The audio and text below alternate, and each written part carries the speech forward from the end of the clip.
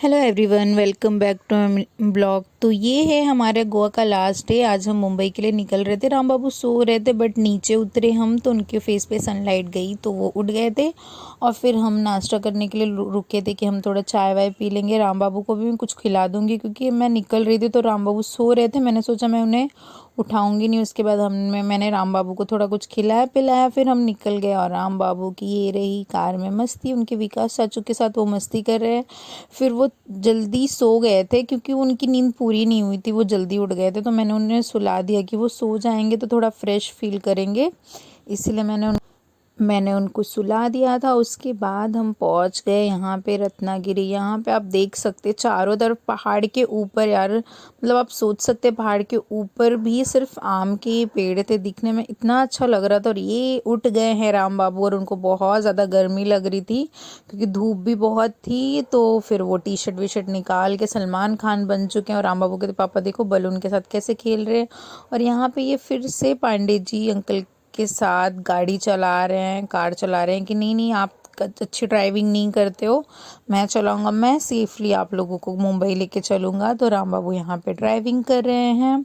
उसके बाद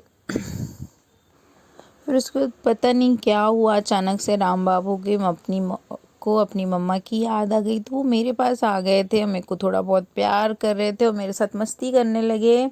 मेरे पास बैठ बैठ के देखो, वो अपने पापा के पास जाना था, कभी उनको आगे जाना था, उनका यही चालू था पूरे टाइम। फिर उसके बाद हम यहाँ पे रुके थे लंच के लिए, हमें बहुत भूख लग गई थी। उसके बाद सबसे पहले मैंने राम बाबू को खाना खिलाया है क्योंकि वो खा लेते हैं फिर तो सब आराम आराम से खा लेंगे। फिर उनके पापा खाना खा रहे थे तो मैं उनको, यहाँ पे ग्राउंड था तो मैंने सोचा मैं उनको थोड़ा खेलने के लिए दे देती हूँ क्योंकि कब से वो कार में बैठ बैठ के ना बोर हो गए तो उनको ऐसे खेलने की आदत है। फिर यहाँ पे एक आंटी जी उनके मत साथ फ़ोटोज़ क्लिक कर रहे थे, उनकी वीडियो निकाल रहे थे क्योंकि राम बाबू उनको देख के बहुत ज़्यादा खुश हो गए थे। फिर उनको एक पत्थर दिख गया तो वो आग लगाने का ट्राई कर रहे थे। बोलते हैं मम्मा देखो इससे आग कैसे निकालता है, मैं आपको बताता हूँ। तो मैंने बोला चलो कोई नहीं, देख लेती हूँ।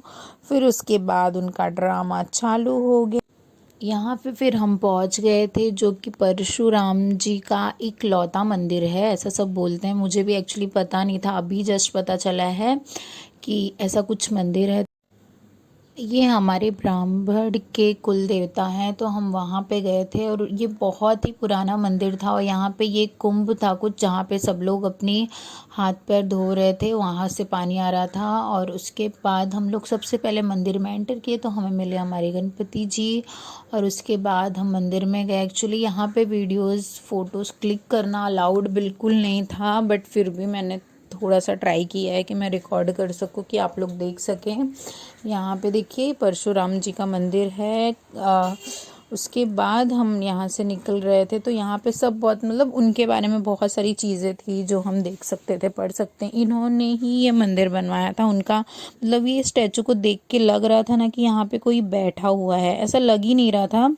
और परशुराम जी शिव जी के सबसे बड़े भक्त थे। यहाँ पे उनका एक बहुत बड़ा पोस्टर लगाया हुआ था और उसके जस्ट सामने ही शंकर जी का एक शिवलिंग था जो कि मतलब बहुत ही छोटा सा था, बट उसको देख के ना एक अलग सा ही फील हो रहा था कि नहीं इसमें कुछ तो अलग सी बात है। उसके बाद हम निकल गए और राम बाबू के लिए मैंने थोड़े टॉयज़ लिए कि वो कार में टॉयज़ के साथ खेल लेंगे क्योंकि मैं घर से आ रही थी तो मैं उन्हें उनके लिए टॉयज़ कुछ लिया ही नहीं था और वो बोर हो रहे थे।